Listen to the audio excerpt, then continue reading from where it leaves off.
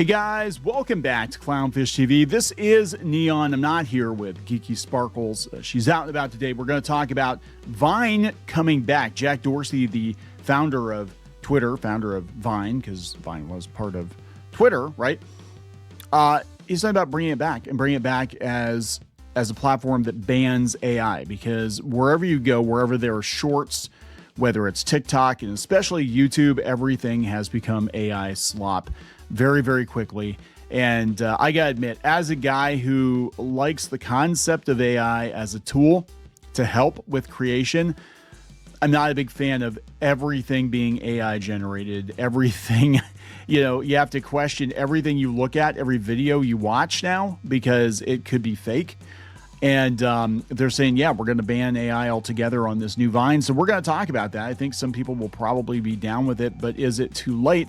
And it's very weird that he's doing that when I think Elon Musk actually does own Vine, and he was talking about bringing it back, but making it an AI platform. So we're going to have like AI Vine and anti-AI Vine. It's just very weird. I'm starting to wonder if this isn't the future of the internet, though. If we're going to have an internet that's split down the middle between AI-generated content and human-made content, more traditional content, and if we aren't going to see kind of an old-school renaissance, I guess, of the internet circa 2003, 2004. I don't know. I think that'd be pretty interesting, and I've talked about that before. That I almost feel like the internet, as it is right now, has been commandeered by corporations. It's becoming shitified, the term goes. I think it was Cory Doctorow said that, but I almost feel like we have to split off if we want an authentic internet experience and just kind of go do our own thing, because all these platforms are going all in on AI. Again, as a tool, I think it's incredibly helpful. I think it's incredibly useful, but they're putting the cart before the horse, and they're just turning the reins over to AI that's not ready for prime time yet. In fact, before I get into the Vine thing, I thought this was kind of funny. This is also on Futurism. There's this founder of an AI company. He said that his quote unquote AI transcription was just him taking notes, typing them out, and then sending them to people via email, so it looked like a computer did it. And I'm wondering how much of AI is it. People are making jokes about AI actually being folks overseas. AI stands for actually India. I don't know. I have no idea, but I do know that, having worked with it for the last several months now, I'm seeing some major limitations, and it is not the magic pill that everybody seems to think it is. Again, tool, not replacement, but we're going to talk about this. So before we get into it any further, please subscribe for more pop culture news, views, and rants, guys. So TechCrunch, I think, broke the news that they're bringing old school Vine back. Jack Dorsey funds Vine, a Vine reboot that includes Vine's video archive. Again, I think Elon Musk technically owns Vine, but what he's doing with it, I have no idea. I don't even think he knows. Like, they keep starting these things with X. They're like, yeah, we're going to go all in on video and compete with YouTube. And then like 6 months later, they're like, yeah, we just totally forgot that. TechCrunch says, as generative AI content starts to fill our social apps, a project to bring back Vine's 6-second looping videos is launching with Twitter co-founder Jack Dorsey's backing. On Thursday, a new app called Vine will give access to more than 100,000 archived Vine videos restored from an older backup that was created before Vine's shutdown. So let's see here. This is live now? Oh, okay. The internet pipes are jammed. It's a beta test. Okay, gotcha. I think a lot of people are going to be down with this. The app won't just exist as a walk down memory lane. It will also allow users to create profiles and upload their own new Vine videos. Now, remember, Vine was TikTok before TikTok, and Vine made a lot of YouTube celebrities when they shut Vine down, and it was incredibly popular. But when they shut it down, a lot of those folks went over to YouTube. And, so it did launch a lot of careers that way. Now, some people couldn't make the jump because, they were funny for 6 seconds, but they didn't have what it took, to go the distance to make, 10-minute videos. Some people were very successful. Other people were just like lifting Vine compilations and putting them out on YouTube, and those were huge for a while. I remember that. However, unlike a traditional social media app where AI content is often haphazardly labeled, Divine will flag suspected generative AI content and prevent it from being posted. Well, that's interesting though. Suspected. So that's where things are going to get very, very weird, because some of the AI content is so good that it's going to be really hard to tell, and things that are not AI are going to be accused of being AI. So Divine's creation was financed by Jack Dorsey's nonprofit and other stuff formed in May 2025. The new effort is focused on funding experimental open source projects and other tools that have the potential to transform the social media landscape. We need this. Dorsey was also responsible for Blue Sky. Blue Sky was supposed to be old school Twitter reborn, and it just became Twitter's 2017, but worse. Right? And then Elon Musk bought X and turned it into something completely different. So, it's kind of like, where do we go from here? And people are getting tired of all these social media apps just, leaning more and more on automation and AI, and see also what's going on with YouTube right now with the debacle with the AI content flagging and people losing their channels. I mean, it's crazy. To build Divine, Evan Henshaw Plath, an early Twitter employee and member of And Other Stuff, explored the Vine archive after Twitter announced it was shutting down Vine in 2016. Its videos were backed up by a group called the Archive Team. This community archiving project is not affiliated with archive.org, but is rather a collective that works together to save internet websites that are in danger of being lost. Unfortunately, the group had saved Vine's content as large 40 to 50 gig binary files, which wouldn't be accessible to someone who just wanted to watch some old Vine videos. The fact that the archive existed prompted Henshaw Plath, who goes by the name Rabble, to see if it was possible to extract the old Vine content to serve as the basis for a new Vine-like mobile app. Is Elon Musk going to have a problem with this? Because again, he just said he's going to bring Vine back, and he's got the archive. And, I don't know. Grok Imagine is AI Vine, he says.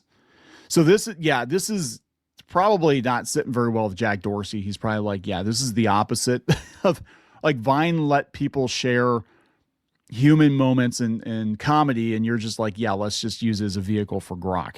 Grok is wrong, by the way. I want to tell you something. This is where I'm starting to see these limitations. Grok thinks I am, and I can't remember his name, but he thinks I'm a Russian astronomer. Very well-respected Russian astronomer. He's a Gen X Russian astronomer. I can't remember his name off the top of my head, but it's convinced that I'm that guy. It's very, very weird.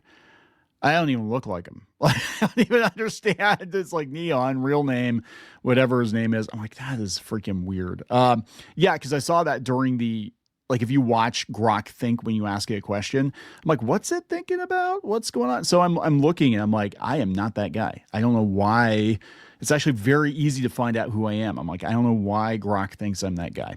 Anyway, he said, basically, I'm like, can we do something that's kind of nostalgic? He told TechCrunch, can we do something that takes us back, that lets us see those old things, but also lets us see an era of social media where you could either have control of your algorithms or you could choose who you follow, and it's just your feed, and that's a real person that recorded the video.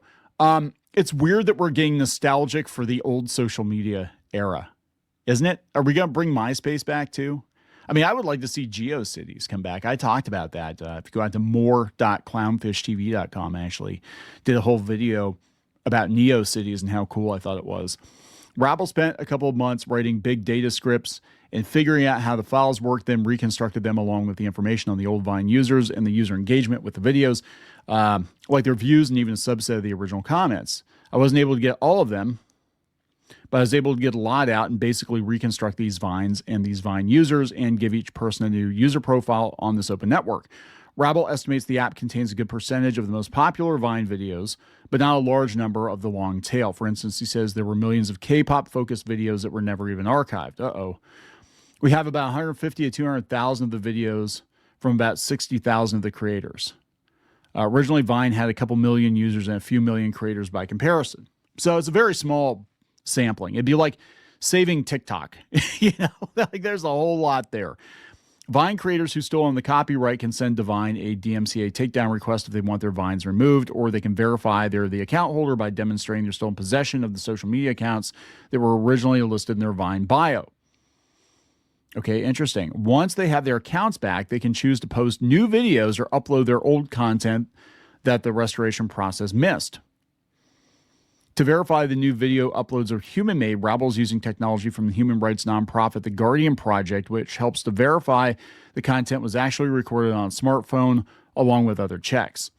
They'll start faking that too. You wait, they're going to start faking that too if they haven't already. I'm just saying. Plus, because it's built on Nostr, a decentralized protocol favored by Dorsey, and is open source, developers can set up and create their own apps and run their own hosts, relays, and media servers. Nostr is actually what I think Jack Dorsey wanted Twitter to be. I actually listened to a couple of podcasts where he talked about it.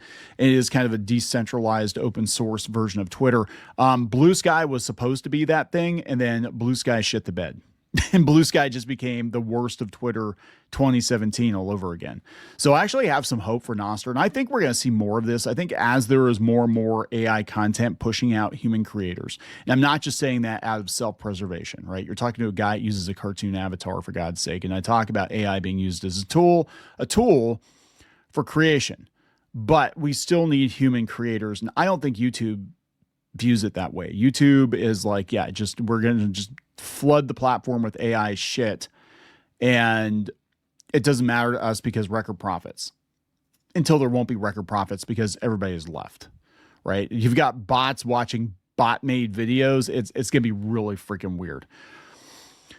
So yeah, Nostr, the underlying open source protocol being used by Divine, is empowering developers to create a new generation of apps without the need for VC backing, toxic business models, or huge teams of engineers. Dorsey said in a statement, "The reason I funded the nonprofit and other stuff is to allow creative engineers like Rabble to show what's possible in this new world by using permissionless protocols which can't be shut down based on the whim of a corporate owner." Yes, this is the problem. You put your content on a social media platform. Unless you own that platform, unless you own that host, you can lose everything. You can lose everything overnight. Again, see also YouTube. See what's going on with YouTube right now. X's current owner, Elon Musk, has also promised to bring back Vine, having announced in August the company discovered the old video archive, but so far nothing has been launched. The Dorsey-backed Divine project, meanwhile, believes that because the content is coming from an online archive and creators still own their copyrights, it's fair use. It's going to be very interesting if Elon fiercely disagrees with that assessment. And is like, no, I'm bringing Vine back. You can't bring Vine back. I don't know. This could be interesting. Rabble believes there's consumer demand for this type of non-AI social experience despite the popularity of generative AI content. Companies see the AI engagement and think that people want it. They're confusing, like, yeah, people engage with it. We're using these things, but they also want agency over our lives and over our social experiences. That's the problem I'm having with it. I'm not having a problem with AI being used as a tool. I'm having a problem with the fact that it's being injected into everything, and very important decisions are being made with it, and it is not ready for prime time. I'm not even convinced it's as powerful as these people are trying to say. Again, see also this guy, this founder, saying his transcription startup was just taking people's meeting notes by hand. You know what I'm saying? Like, how do we know this isn't going on, but on a larger scale? That it's all smoke and mirrors. It's all about getting that venture capital. And I really think that's what it's about. And I think it's also being used, and I've done videos on this before, I think it's being used as an excuse to fire people that you don't want there, or people that are too expensive. And then next year, or the year after, whenever the bubble bursts, you'll just hire people back quietly, but you'll probably pay them a lot less, right? And you'll hire them back, and there'll be people that actually want to go to work in the office, 5 days a week or whatever. So yeah, this is interesting. So here's a website. Let's see, Divine Video. Yeah, it's the same thing. Try it on the web. Okay. Failed to load video. It's overloaded. 128 million views.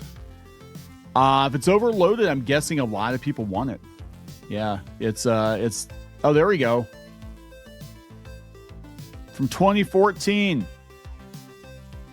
Kissing a baby. Isn't that cool? Do you remember that? Do you remember those days when the popular videos were just, kittens and babies and, kids smashing their gaming PCs and all that. It was simpler times. And now it's just the wildest, craziest AI shit you can possibly imagine. So I'm going to keep an eye on this because I like the idea. Here, we're going to end this video with kissing a baby. I like the idea of going back to a more human internet. Like, again, I do feel that AI is a useful tool, but we are going to absolutely lose something in the process if we turn everything over to AI. And so we need to have some guardrails, I believe. I'm going to wrap it up. Please subscribe. We will talk later.